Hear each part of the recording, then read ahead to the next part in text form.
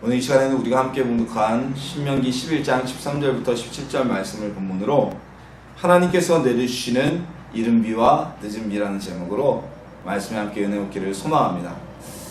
오늘은 추수감사절로 많은 교회가 추수감사주일로 지내는 주일입니다. 11월 셋째 주를 우리가 추수감사주일이라고 많이 지내죠. 최근에 들어서는 11월 셋째 주가 아니라 첫째 주에 드리는 교회들도 있고요. 또는 추석지간에 함께 추수감사 예배를 드리는 교회가 있습니다. 이 추수감사주일의 유래는 이렇습니다.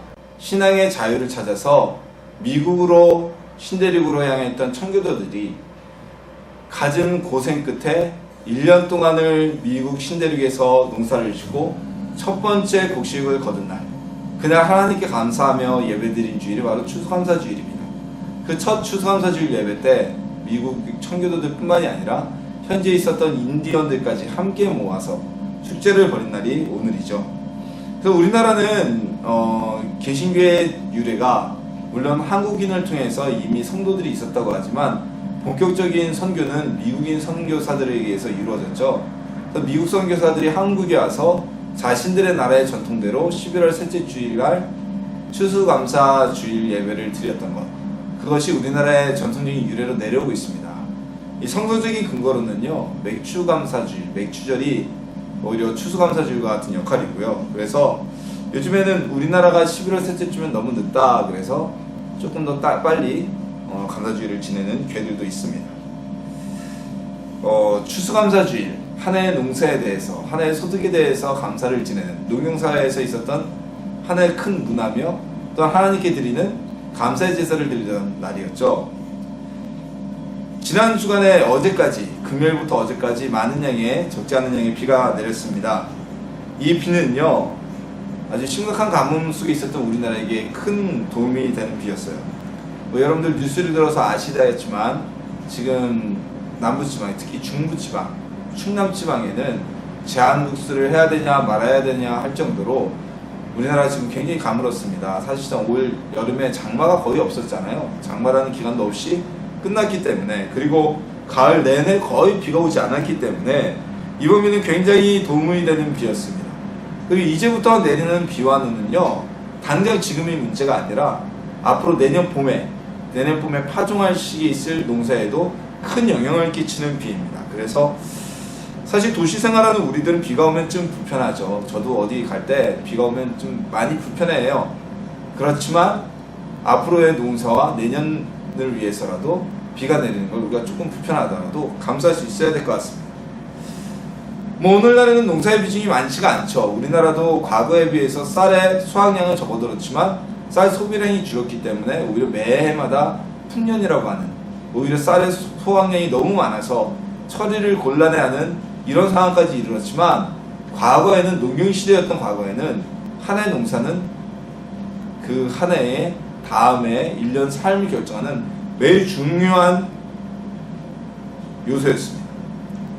이처럼 농사의 비중이 오늘날과 비교할 수 없을 정도로 굉장히 컸던 농경시대에는요, 이 문화권을 막론하고 그리고 시대를 막론하고 하늘에서 내리는 비는 풍년과 흉년을 결정하는 가장 중요한 요소 중에 하나였습니다.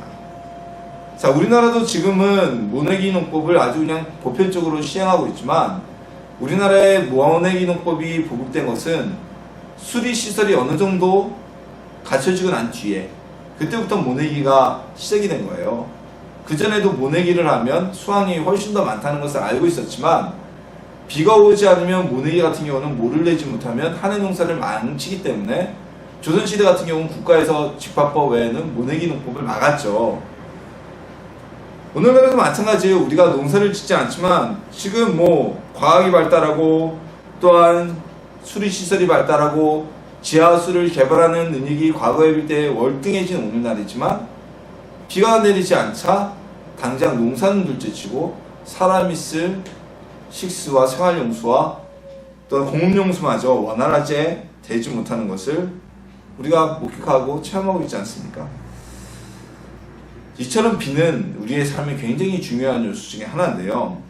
오늘 우리가 함께 나눈 말씀은요, 바로 이 하나님께서 이스라엘에게 가나안 땅에게서 주실 축복의 말씀 중에 하나입니다. 하나님께서 그 땅에서는 어떤 복을 주시냐? 가나안에서는 너희에게 이른 비와 늦은 비를 주시겠다고 말씀하고 있습니다. 자, 이것이 오늘날 이 이른 비와 늦은 비가 오늘날 우리에게는 어떤 의미를 담고 있는지 함께 은혜 나누는 시간이 되기를 소망합니다. 자, 오늘 성경에 기록된 이른 비와 늦은 비, 오늘 본문뿐만이 아니라 성경의 여러 곳에서 이 이른 비와 늦은 비라는 언급이 나타납니다. 이 이른 비와 늦은 비는 무엇이냐면요, 한 해 농사를 결정지는 비였어요. 그러니까 팔레스타인 지역이 우리나라와 달리 따로 집중호우가 내리는 우기라기보다는 대다수가 건조한 기후라는 걸 아실 겁니다. 우리나라는 장마철이라는 우기가 있긴 하지만 봄부터 겨울까지 꾸준하게 그래도 비가 내리잖아요. 근데 팔레스타인 같은 지역은 그렇지가 않다고 해요. 특별한 우기니까 이른 비라고 말하는 파종기에 있는 우기 잠깐, 그리고 곡식이 한참 성장할 때 내리는 비 잠깐, 그 두 번의 비 외에는 평상시에는 거의 비가 내리지 않는 기후라고 합니다. 그래서 지금도 보면요, 팔레스타인 지역에는 강수량이 많은 비가 필요 없는 포도라거나 밀 같은 작물이 재배되고 있죠. 그렇기 때문에 특히나 이 농사가 성공되기 위해서는 이른 비와 늦은 비라는 이 두 번의 우기가 매우 중요했다고 합니다. 그러니까 씨앗을 뿌리는 파종기에 오는 비를 이른 비라고 했고요. 그리고 곡식을 거두기 직전, 곡식이 한참 열매를 맺을 때, 열매가 알곡이 맺어갈 때 오는 비를 늦은 비라고 했습니다. 그러니까 우리나라로 말하자면요, 모내기철의 직전에 논에 물을 가둘 수 있게 내리는 비와 그리고 한여름 장마철에 내리는 비를 의미하게 됩니다. 우리나라 같은 경우도요, 모내기철에 비가 내리지 않아서 논에 물을 댈 수가 없으면 아예 모내기 자체를 실패하게 되고 1년 농사를, 벼농사를 접어야 되는 일까지도 생깁니다. 또한 장마철에 오는 비는요, 우리가 볼 때 아무 쓸모가 없는 것처럼 보이지만 장마철에 비가 와야 논에 물을 담아둘 수 있고요, 그 수분으로 인해서 벼가 자라고 알곡을 맺는데 굉장히 중요한 역할을 하게 되죠. 자, 이처럼 파종기와 성장기에 내리는 비는 다른 어느 때에 오는 비보다도 아주 그 한 해 농사에 결정적인 역할을 하게 됩니다. 그런데 이스라엘이 하나님 뜻대로만 행한다면 하나님께서는 그들에게 이른 비와 늦은 비를 주셔서 그들의 농사가 늘 풍년이지도록, 그리고 들에는 가축들이 먹을 풀들이 무성하게 자라나도록 하실 것이라고 오늘 모세는 이스라엘 민족에게 말하고 있습니다. 이처럼 이른 비와 늦은 비는 한 해 농사를 결정짓는 아주 처음과 끝입니다.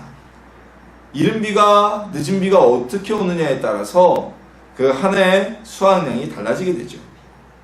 그래서 오늘 말씀을 보면요, 이른 비와 늦은 비, 한 해의 처음, 농사의 처음과 마지막,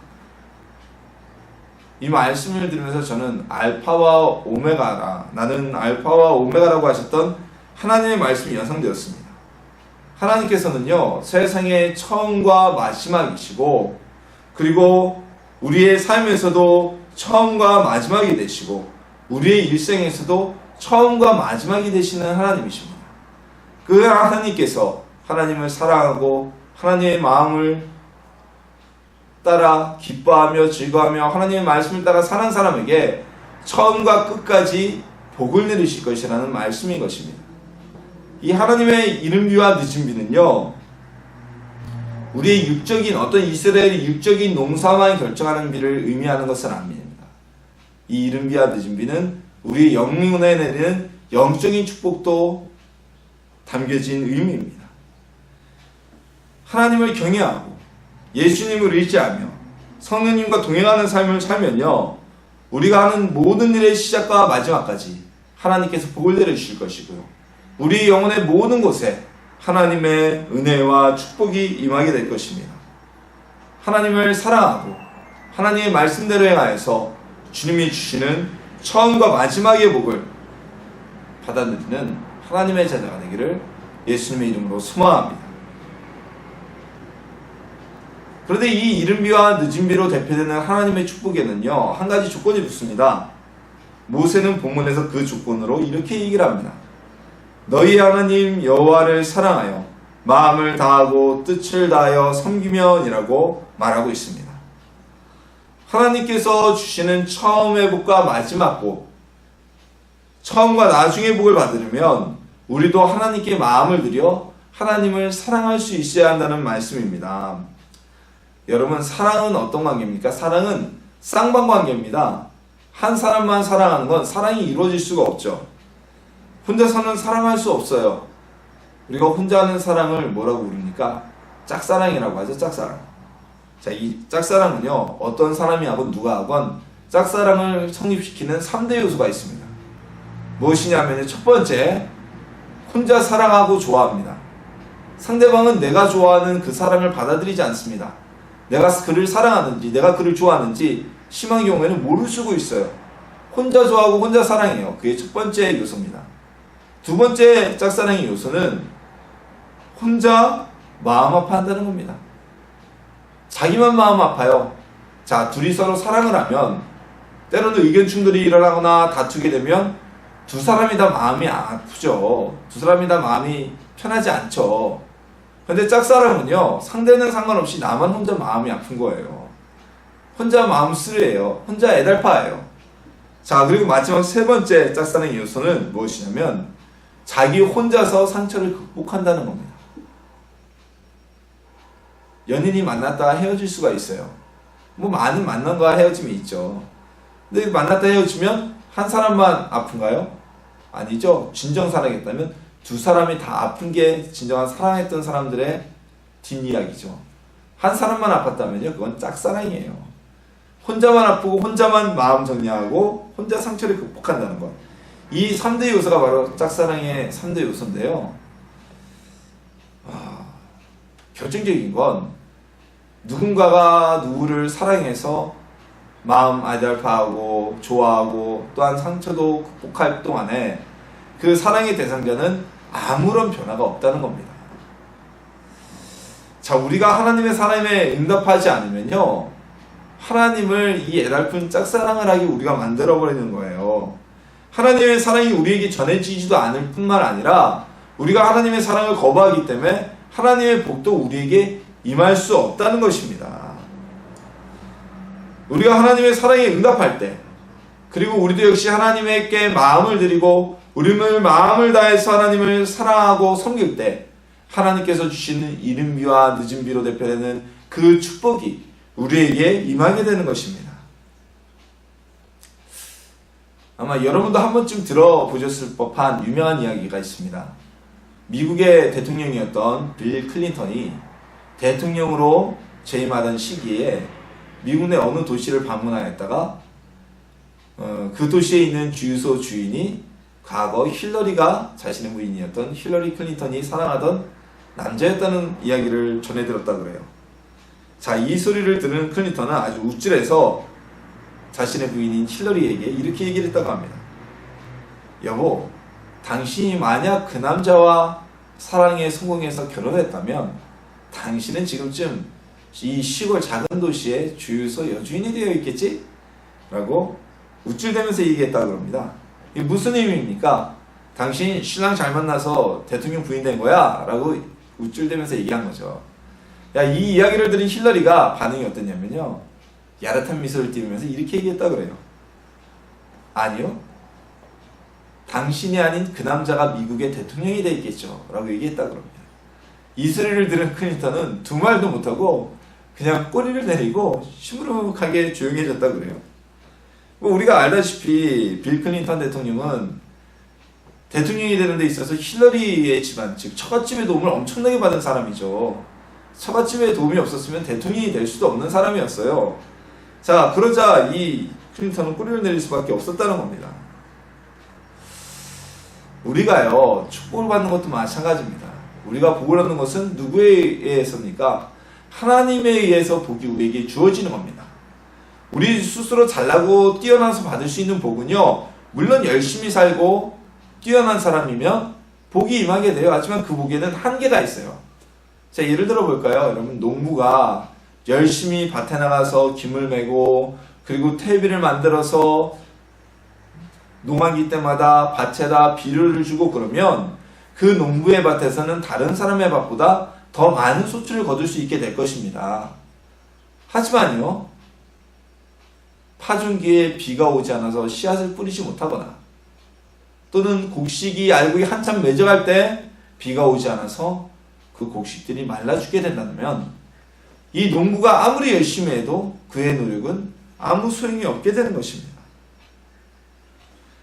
하늘에서 비를 내리는 것은 오로지 하나님의 권한이고 하나님만이 하실 수 있는 일이기 때문입니다. 그렇기 때문에 우리가 하나님께 복을 얻고자 한다면 우리는 하나님의 말씀에 순종하고 하나님의 마음에 드는 하나님을 사랑하는 사람이 되어야 한다는 것입니다. 나는 지금 농사꾼도 아니고 나는 사업가고 나는 직장인이고 이 현대에 농사 짓는 사람이 얼마나 있다고 나랑 별 상관없는 복의 말씀이네요 라고 생각하십니까?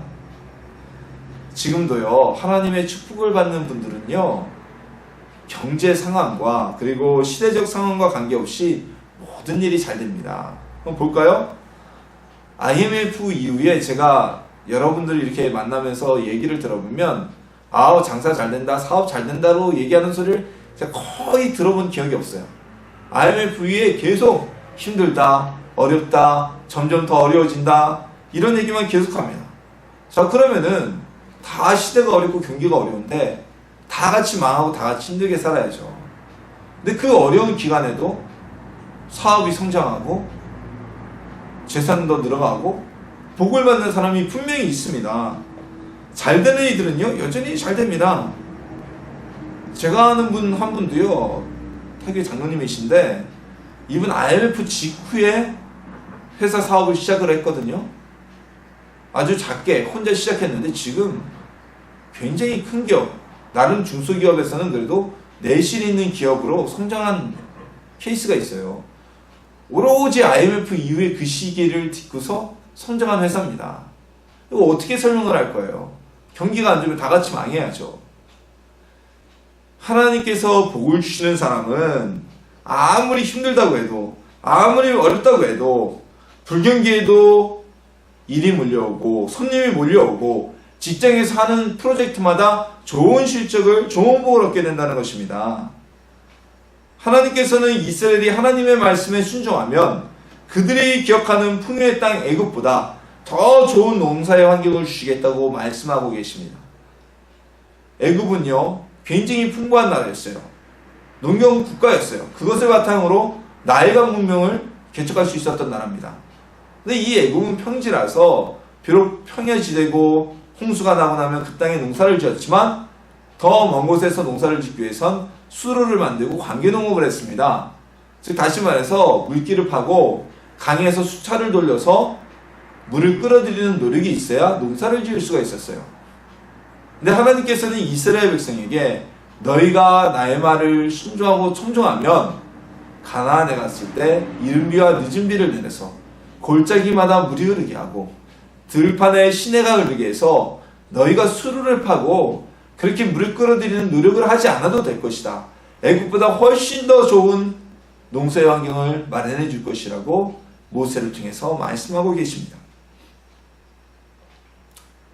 우리가 마음을 다해 하나님을 사랑하면 우리의 삶 가운데 이러한 하나님의 축복이 임하게 된다는 것입니다.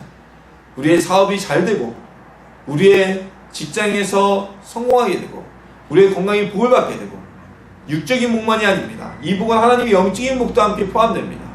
하나님의 은혜가 우리 가운데 늘 함께하게 되고 모두가 슬퍼하고 근심할 동안에도 기쁨을 누릴 수 있게 되고 사단이 우리를 공격하더라도 넘어지지 않는 시험을 이겨나갈 수 있는 승리의 믿음을 갖게 되고 시험을 돌파하고 최후의 승리를 얻게 하도록 하나님께서 우리에게 이른 비와 늦은 비 같은 성령을 부으셔서 새 힘을 얻게 하실 것이라는 약속의 말씀입니다. 축복의 말씀입니다. 마음을 다해 하나님을 사랑할 때 이러한 일이 일어나는 것입니다. 우리 모두 하나님을 사랑하여서요 그 뜻을 잘 따라서 이른 비와 늦은 비의 축복을 받는 하나님의 자녀가 되기를 소망합니다. 하나님의 말씀에 우리가 순종하고 하나님을 사랑하고 마음을 다해 섬기면 이처럼 이른 비와 늦은 비의 축복과 그리고 온 땅에 가축이 먹을 것이 풍성하게 되어지는 이런 축복을 주신다고 하셨지만 만약에 하나님의 진노가 오게 되면 어떤 결과가 나타나게 될까요? 우리가 하나님을 사랑하지도 않고 하나님의 마음을 드리지도 않고 하나님께 하나님을 섬기지도 않으면 어떤 결과를 가져올까요? 우리가 오늘 함께 읽은 본문에서는 아주 짧지만 명확하게 그 결과를 전하고 있습니다. 간단합니다. 비를 내리지 않을 것이다. 하나님께서 너희에게 비를 내리지 않을 것이다 라고 말씀합니다.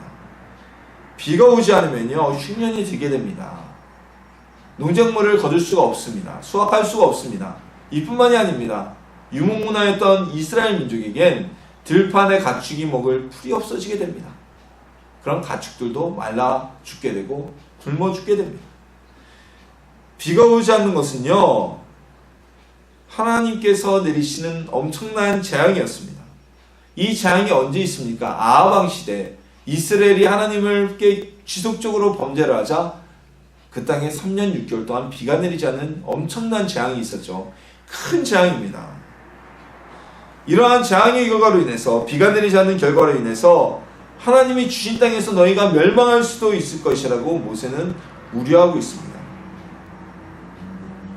자 보세요. 21세기 오늘날 최첨단 시대를 살아가고 있는 오늘날 대한민국에서도 장마철에 풍성한 제대로 비가 내리지 않자 오늘 지금 충남 지방에서는 가뭄 때문에 재앙급수를 하느니 마느니 이러고 있잖아요. 농사는 둘째치고요 사람이 사용할 물마저 부족한 상황이 되어버리고 말았다는 겁니다. 농경사회의 이런 가뭄은 재앙입니다. 재앙. 그래서 어느 민족이건요 가뭄이 들게 되면 무엇을 합니까? 기우제를 지내죠. 기우제. 하늘에다가 이건 하나님만이 할 수 있는 일이라 그래서 하늘에 비가 내리기를 소원하는 어떤 의식을 갖습니다. 제의식을 갖습니다. 하나님을 믿었던 이스라엘 백성은 하나님께 회개하였지만 하나님을 모르던 다른 민족들도 자신들이 아는 신들, 우상들이죠. 그들을 하늘의 신 하나님이라고 생각하고 기우제를 지냈어요. 그리고 어떤 국가에서는 과거에 비가 오지 않는 것은 그 나라 통치자의 부덕이라고 해서 덕이 없다고 해서 통치자를 교체하기도 했습니다. 성경에도 이런 말씀이 기록되어져 있어요. 다윗 시대에 기근이 오게 됩니다. 그래서 왜 이 기근이 오게 되었나 알아보니까 하나님께 기도하고 알아보니까 사울이 억울한 사람들을 억울하게 죽여서 원한을 산 일이 발생한 기록이 있죠. 그래서 그들의 원한을 풀어서 사울의 자녀들을 죽이고 나자 그제서야 이 재앙이 이스라엘 가운데 멈춰버리게 되었습니다. 유대 나라 가운데 멈추게 되었죠. 저는 비가 오는 것은 하나님의 덕이었어요. 이 가뭄은 치명적인 재앙이었어요. 현대로 오늘날로 비유하자면요, 이 가뭄은요 모든 돈의 흐름이 막힌 거라고 볼 수 있는 재앙입니다. 도산하는 사업체들, 부도가 나는 사업체들이요 다 적자가 나서 부도나는 게 아닙니다.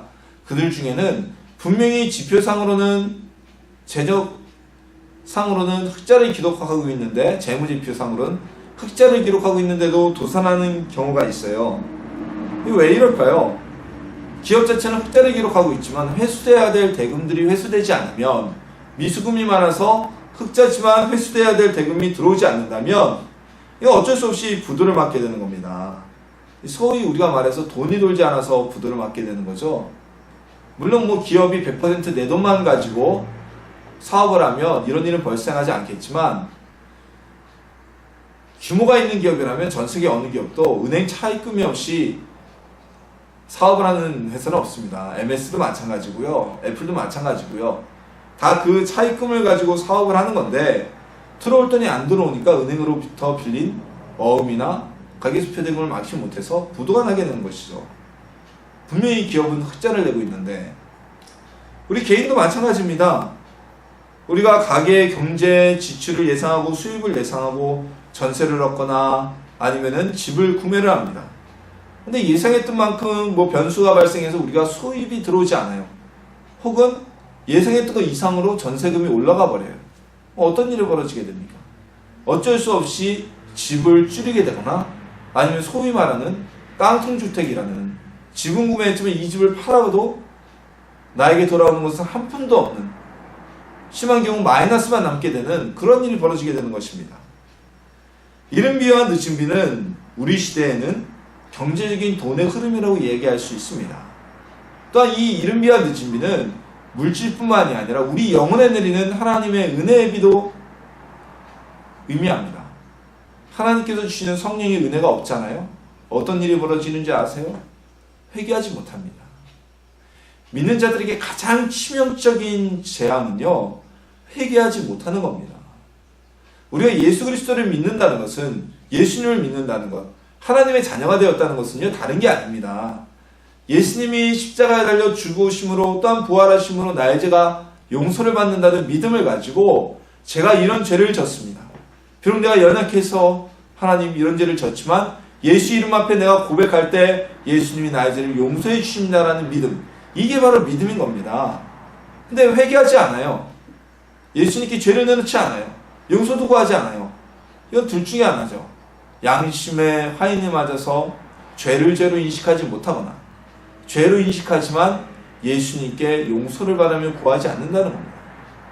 우리가 하나님의 자녀 되었다는 것은 예수님을 통해 우리의 죄가 깨끗하게 씻겨지고 하나님을 통해서 의롭다 하심을 입었기 때문에 자녀의 자리로 옮겨지는 것이지, 우리가 그냥 단지 교회를 다닌다고 해서 신앙생활 몇십 년 했다고 해서 하나님의 자녀가 되어지는 게 아닙니다. 이건 무슨 무도장이나 태권도장에서 몇 개월 다니면 빨간 띠 되고 몇 개월 다니면 검은 띠 되고 이런 게 아니에요.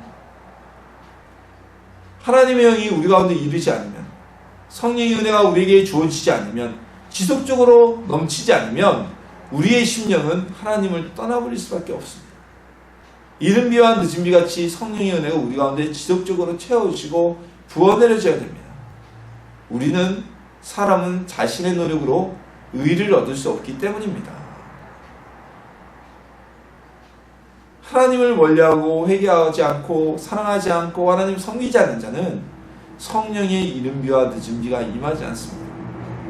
우리에게 내려지는 물질의 복, 삶의 축복은요, 우리의 영혼이 잘된 같이 범사가 잘되고 우리의 육체가 강건하여지는 것이지, 우리의 육체가 잘된 같이 너의 영혼이 잘된다는 게 아닙니다. 하나님을 섬기지 않으면 그 사람에게는 성령의 은혜도 영적인 축복도 더 이상 공급되어지지 않는 메마른 심령이 되어버리고요, 생명을 잃어가는 심령이 되어버린다는 것을 꼭 기억하고 우리의 마음을 주 앞에 돌이키는 저나 여러분이 되기를 소망합니다. 하나님을 섬기지 않고 복을 받기를 원하는 것은 이건 정말 어불성설입니다. 우리가 부모와 자녀가의 관계를 많이 얘기를 하죠. 정말 목숨까지도 내어준다고 하는 게 부모와 자녀 관계. 사람과 사람 사이에서는 가장 어떻게 보면 무조건적인 사랑을 베풀 수 있는 관계가 부모 자녀 관계라고 얘기를 하잖아요. 자, 그럼에도 불구하고 어떤 자녀가 나이가 들고 어른이 되고 장성하였음에도 부모에게 요구만 하고 돈만 뜯어가려고 그러고 재산만 받아가려고 그러고 최소한 해야 될 최소한의 자녀로서의 도리, 효도를 하지 않는다면 우리가 그런 사람을 보고 뭐라고 얘기합니까? 저 후레자식이라고 얘기하잖아요. 저런 후레자식 저거 그렇게 얘기를 하잖아요. 뭐 호로자식이라고 하죠. 호로자식이라고도 하고 그렇게 얘기를 하지 않습니까? 하나님께 복받기를 원하십니까? 하나님을 섬기기를 원합니다. 하나님을 떠나서 진노를 받는 일은 없기를 바랍니다. 그렇다면 우리가 하나님의 진노를 어떻게 피할 수가 있을까요? 어떻게 하면 하나님의 화를 면할 수가 있을까요? 아주 간단해요. 우리 성경에서 하라는 일만 하고 하지 말라는 일을 안 하면 됩니다. 그것이 하나님의 화를 불러오지 않는 일입니다. 우리 말씀대로 순종해서요, 하나님의 진노를 피하는 자녀가 되기를 소망합니다. 복받기를 원하십니까? 복받기를 원하지 않는 사람은 아무도 없어요. 결국 보면 세상 모든 사람들이 복받기를 원해서 살아가고요, 예수님 믿는 사람은 예수님 안에서, 예수님 안 믿는 사람들은 우상을 섬기는 사람들은 어리석게 우상이 복을 주는 줄 알고 거기 가서 복받으려고 빌고, 또한 자기가 어떤 부자가 되기 원하는 사람은 자기 노력으로 복받기를 원하는 거잖아요. 자, 그리고 여러분 모든 일이 잘 되길 원하십니까? 자, 그렇다면 하나님의 말씀에 순종하십시오. 성경에서 하라는 일만 하시고요, 성경에서 하지 말라는 일을 하지 마시고 하나님을 마음껏 뜨겁게 사랑을 해보십시오. 그런 성도님들에게는 정말 이른 비와 늦은 비의 축복이 일의 처음과 나중까지, 우리 인생이 처음부터 끝나는 날까지 함께 하시는 하나님께서 복을 내려주실 것입니다. 그것이 오늘 본문에게 우리에게 주어진 하나님의 메시지이고 하나님의 약속입니다. 오늘 본문의 말씀은요, 농사를 짓는 농부에게만 적용되는 것은 아닙니다. 오늘날 현대 이 시대 살아가는 우리에게도 경제적인 축복, 그에 앞서서 영적인 축복, 그리고 우리 건강의 축복, 학업의 축복, 지혜의 복을 얻는 모든 것에 적용되어지는 말씀입니다. 지금도 우리는 하나님의 복을 받고 살고 있습니다. 그리고 지금도 우리는 하나님의 이른 비와 늦은 비의 복을 받을 수가 있습니다. 하나님께서는 우리의 처음과 나중까지 복을 주시는, 이른 비와 늦은 비의 복을 주시는 알파와 오메가 되신 하나님이십니다. 우리의 마음을 다해서 하나님을 사랑하고요, 우리의 마음을 다해서 하나님을 뜨겁게 섬기고 하나님 말씀에 순종하여서 이른 비와 늦은 비의 축복을 받아 누리는 주님의 자녀가 되기를 예수님의 이름으로 축원합니다.